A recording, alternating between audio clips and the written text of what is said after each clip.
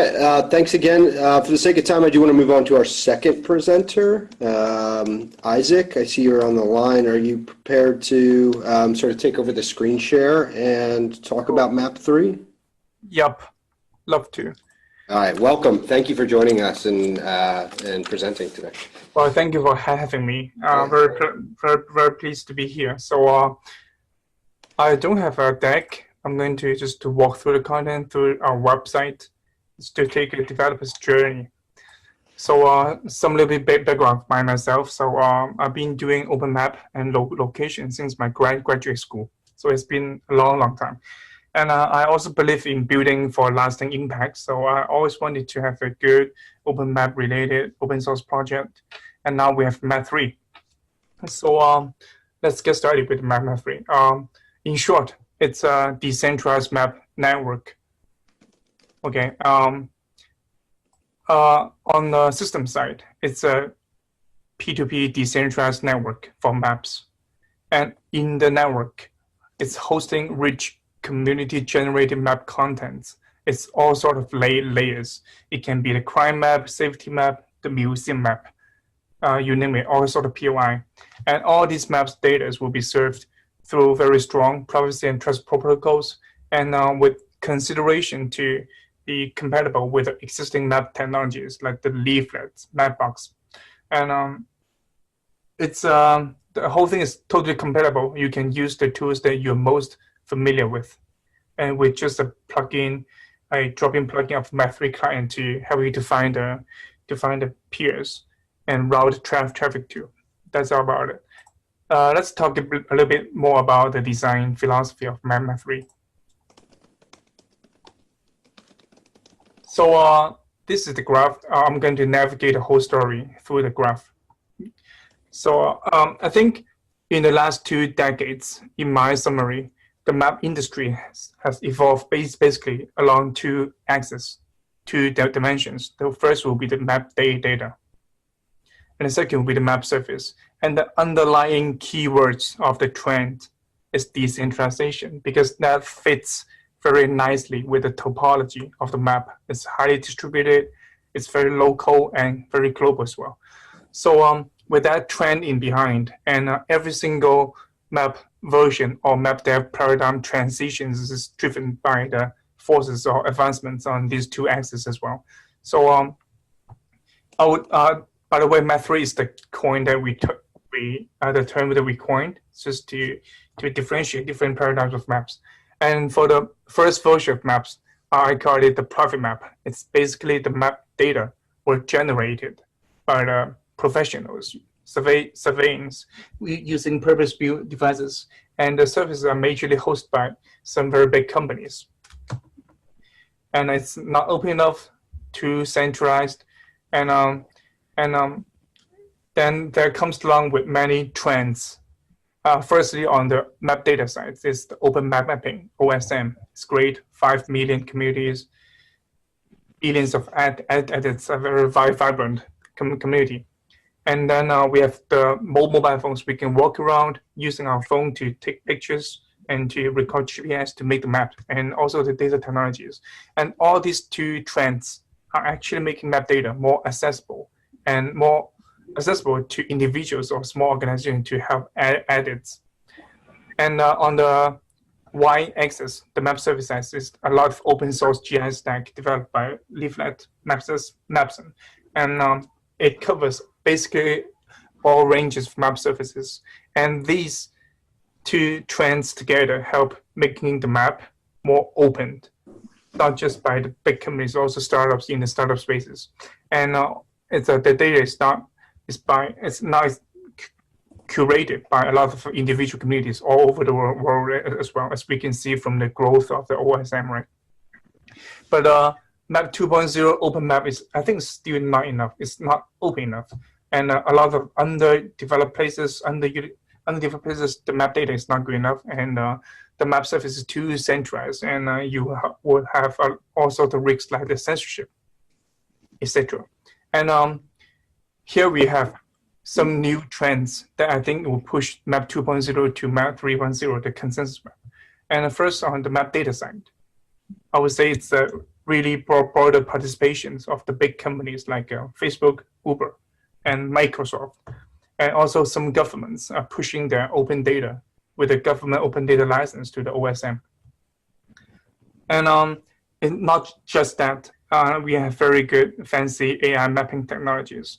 Facebook just released, I think, the map with AI, right? Not long ago. And also Microsoft released the CNTK unified toolkits to, it's actually just machine learning extracting metadata from the aerial imageries to, the Microsoft one is about building footprint, and the map with AI is more on the roads network.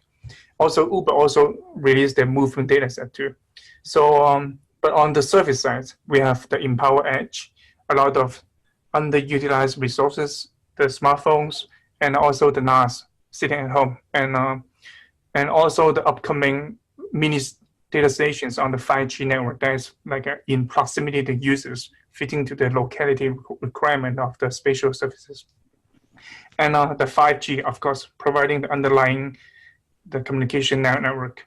And also the blockchain providing a very powerful consensus protocol to letting these all autonomous agents working together seamlessly together to provide their service in a fair and secure manner. I think all these trends would push, provide a ground to push the map to a new stage. And that's hopefully to be, that's also the things that Map3 is trying to do. And we can see along the way the trends, as map industry evolves, you would have much more higher level of, increasing level of decentralization, which is the cost. And the effect is increasing level of robustness, openness, and efficiency. And if you push this to its maximum, and then you will have the answer of like why Map3, 10x robustness, you will be free from control, and 10x openness, you will be free to participate on all ends. On the supply side, you can host a node, you can publish some map contents, or on the demand side, you can use map services of all kinds. And the 10x efficiency, you will give you like a really powerful, basically really low marginal cost map services, and that would be a very powerful, I think, enabler to more bold, adventurous map services. And with the community donated resources, we can probably provide sufficient free base map for like for people to use. I think these all three things together forms the vision of one free map vision, and it's in this document. So I'm not going to talk much more about it, but for the interested readers, you can go check it out. And I just talked about a little bit about the value of Map3 as itself. Something like I think Map3 also has huge added value to the urban computing, the ecosystem as well. So first, the robustness. You have the service continuity. You're building something on, you can be sure it would last. It's future. So it's a reliable building block. And openness. I think this part is particularly important because nowadays, in the old times, it's a privilege for the big companies to monetize, to be able to generate and monetize the spatial data. But now with the value network, that people can, for example, you have a certain type of maps, and you can publish to the network. And if your access policy is to use by pay, and then it's very easy for the downstream to find your data. For example, if I'm looking for a place to rent on a trip, I'm looking for an Airbnb house, but I'm also concerned with the safety, with the crime rate, and also I want to find some museums in the walking distance. So that in the Map3, you can use just one interface, one unified interface to add these all map layers together and give you a big one. And I'm just talking about three basic, you think you can consider each single map layer as a primitive, right? And I'm just talking about a composition of 2 to 3 primitive. And imagine if we have a marketplace to be able to let these this good data serves from itself, from the market mechanism, and the composition of these primitives can possibly create the best map of the world. And that's basically creating map from the other way around, from the every single primitive and the composition of it. And that's, I think, it would encourages data sharing. And I think data, spatial data of all kinds will be the fuel of other engines like the Kepler or Corto. And so openness encourages data sharing. And the efficiency, I think in the future we will have like a much more data intensive, computation intensive, or latency sensitive applications, spatial applications, AR, or some VR content rendered on the 5G mini data center and HD map. And the network of these devices can form a very efficient way to let the content can be generated, computed, served on the edge. Okay. The communities can actually participate in joint Map3 network on multiple fronts.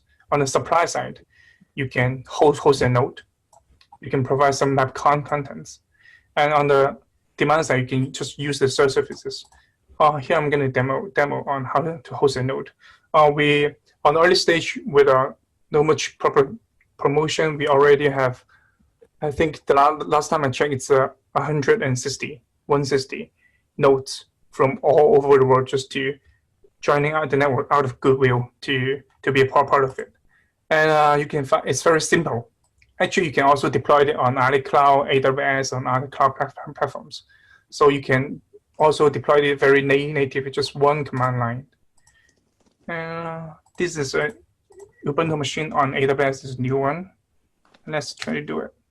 Hopefully it doesn't embarrass me. And it's going to take a few minutes. Let's skip it to what we're talking about. And you can also publish some contents to it. The map store, we have a concept called the map store to let people to find the contents and to use it, right? But now the map store, we don't have a UI for it. we don't have enough people to build a UI for it, but the protocol, it works. So if you want to publish some map content, just contact me. And I think it's still running, downloading the dependencies. We can talk a little bit about how it works as well, right? So it's just very simple description of it. Let me walk it down. First, on the structure side, it's a decentralized network. The nodes can just join the network and discover each in P2P manner, just like BitTorrent. And every single node can register to proxy or cache certain map contents. And over time, the network learns where to distribute this spatial data accordingly to the locality characteristics of the applications. That's like really like maybe the Google ways of like building infrastructure, let the network to evolve, to learn over time, to spatial sharding the data, to giving the right data to the right place. And the Map3 can also be deployed cross platforms. And we are now we support to build on the Linux machine. And the next stage, I think it will be released in 2 weeks. We can support to deploy on NAS and more. And the users can search and find the map contents and their respective address on the map store. All map data are cryptographically signed by the map owner so that you can easily verify the authentication of it.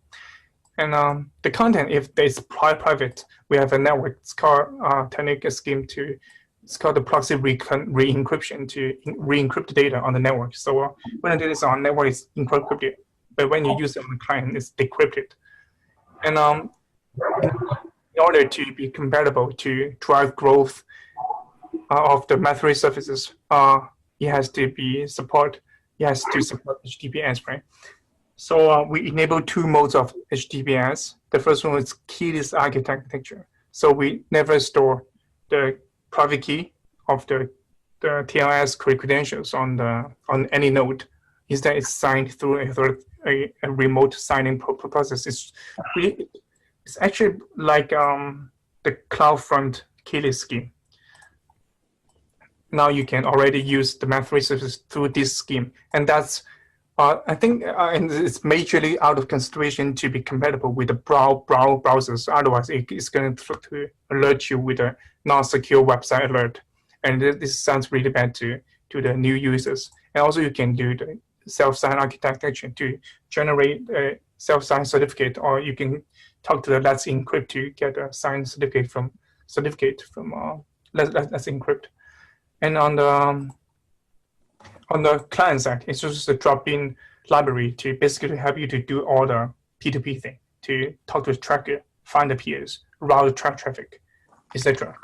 And in the future, we may build into some token mechanics into it.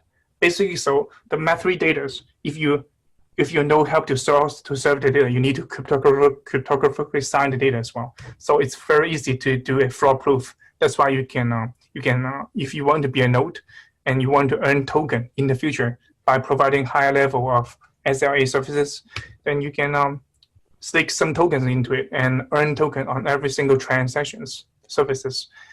And if you behave bad, doing bad services, fake data, people can easily prove it on the blockchain, and you can confiscate your stake. But that's a remote plan. Let's get back to what we're doing now. So it's still deploying. So on the who's using this?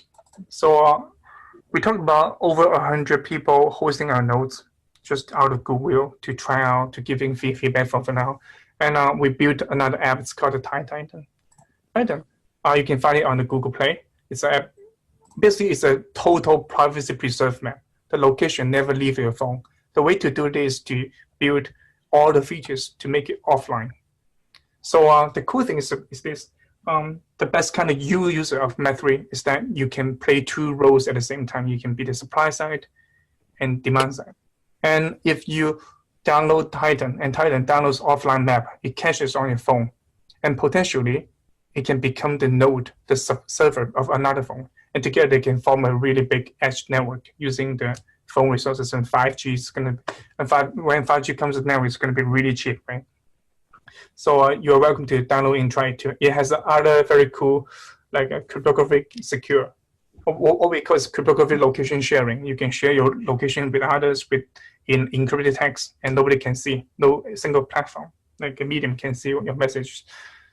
So you're welcome to try it. And that's also a window for us to demonstrate. It's already building on Map3 services. And by the way, I think nowadays, with routing engines like Valhalla, just static tile data can let us go a really long way. A lot of functions going to be totally offline because most of map computation is going to be actually very simple and the data is small. And here is some testimonial from partners. So it's basically people with experience in locations and cloud technologies. We are actively seeking their advices on how to build a Map3 better and how to grow it better. Let's see if they have that. This is great, Isaac. I just want to jump in with a time check. We have about 6 minutes left and want to leave time for people to ask some questions while that demo. Okay. So the roadmap now, the roadmap is depending on the growth plan. And growth plan is we need to grow the two sides, the supply and demand side alternatively. And the first stage is to open participation. Now that anyone can run a node, can use the service. The first stage is done. And the second stage we call the fault tolerance. We're going to build more P2P features into network to let it grow faster and to be more robust.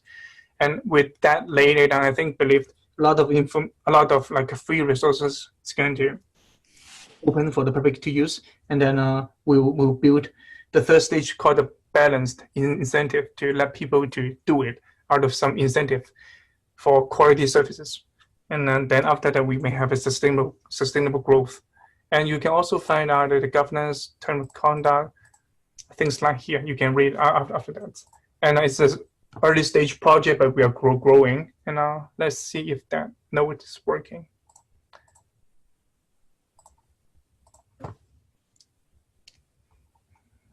It's working happily. So you can also have a dashboard built on InfluxDB and Grafana. You can see the resources, the activities, things like that. If you're try to cache more tiles, hopefully you can find the changes of your tiles. It's going to cache a lot of tiles. So you can play with it and give us feedback. That would be very important. And I think that's basically about it. The last thing is like I really hope to work with the Linux Foundations on the multiple fronts. The first is on the project itself, to be a better open source project, to tag the architecture, the people, the developers, right, the cultures. And the second thing will be to help grow the ecosystems on both the supplies and demand side. Let's say Facebook and Uber is going to have some A/B traffic, 5% of traffic go try on hosting some node or using 5% of the map user traffic to the map rate. That will be hugely helpful. And the third part would be together we can try to active the very vibrant OSM communities to make the project better. And I think that's about it. And thanks for your time. And hope to get some questions from you guys. Thanks. Thank you, Isaac. I have one question to kick off the questions. Can you talk a little bit about the use of OpenStreetMap data, like the licensing of data, and how that works with Map3 in relation to Map3? So the first version of we have a base map, a base vector map. We have a pipeline to consolidate many open geospatial data and to generate a very lean, usable map for people to use on the first stage. But that's for the base layers. And for the data license for the paid service proprietary map contents, we are still working on sorting out the license part. But for the open data, it should be fine. Other questions from the community?